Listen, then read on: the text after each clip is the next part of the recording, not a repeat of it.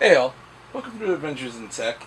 I'm your host Tom, and what I have for you today is a Nintendo GameCube development system, uh, codenamed the DDH. As you can see, it has 4 GameCube ports on the top.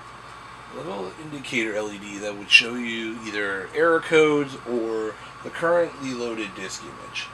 Now, what would you have gotten in the package with this? Well, you would have gotten a slew of cables, which are back here, serial, AV, SCSI. Those aren't really all that important.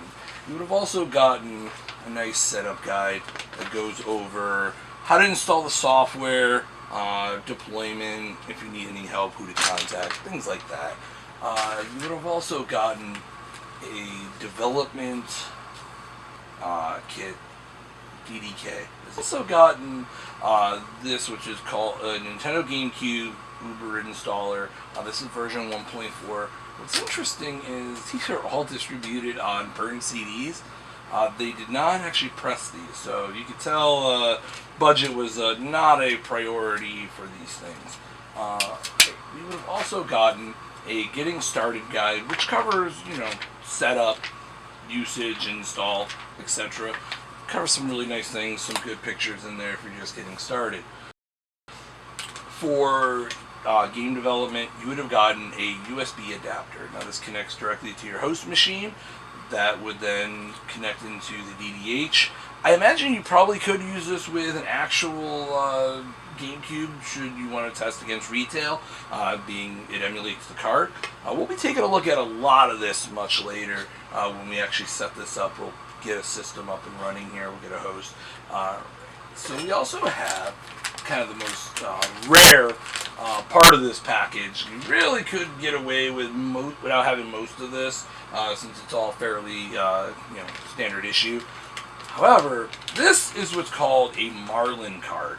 Now, I'm being very careful because it says static sensitive, and it even warns you to wear like a 1 mega ohm static wrist. They really don't want you touching this with your bare hands.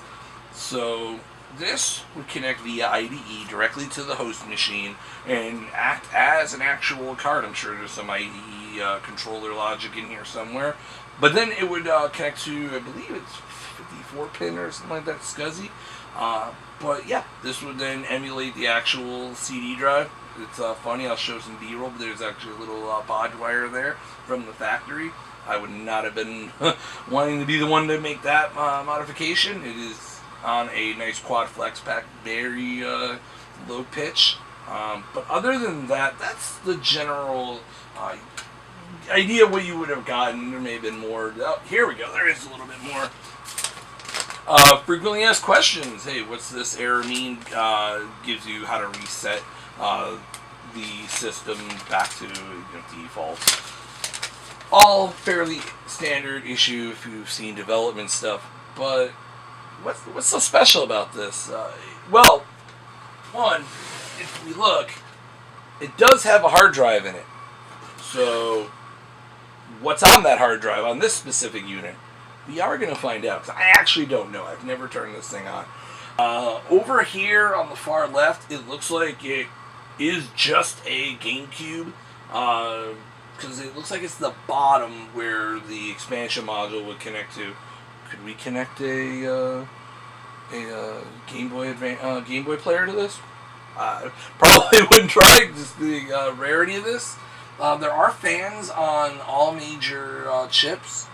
There are some other headers. I'll be doing some close-ups on this because, like I said, a lot of this I'm not familiar with. There is a ROM. It looks like it's a quad flex pack, or actually it's more not a dip, but solder to a dip. So there's a lot going on in here. Not really going to take it apart, but it is very interesting. I'm hoping I can find some more information I can put on screen for you. This is actually, it looks like version 2, according to the labels on the board. So, in our next section, we'll be going over what this would have been replaced by a few years down the road when they got into Wii development. So just like this was used for GameCube development, they actually had a hybrid that would have been used for both GameCube and for Wii. But then they would have replaced that with another system, which we'll eventually look at as well. I have a lot of development equipment that I've accumulated over the years, so there's going to be a lot of cool things like that down the line. Xbox, 360, PS3, PS2. Alright, so here we have the back of the DDH, and on the bottom here we have slot A and slot B memory cards. Could be used for either physical or the virtual memory card using the emulator. We have the analog video output along with the reset. This actually apparently resets the console, so that must be wired directly to a physical reset button. We have the digital video output, so I guess you could use modern day HDMI solutions for that. Debug for outputting information about the game and any information you might need back to the host. A SCSI port that controls the virtual disk drive. A RS-232 port, that's what allows you to control attributes of the system, like currently loaded disk. You can also, I believe, we'll take a look at that in the development suite, trigger faults, which is kind of cool. Got a 10 base T for networking it. I'm honestly not sure why you need that when you have all the other inputs. We'll find out when we go through the setup. But yeah, it's a rather paltry selection, but I guess that's really all you would have needed. So yeah, we'll go ahead in the next part. We're going to set this thing up, get a monitor, get a new computer set up. So that's it for part 1.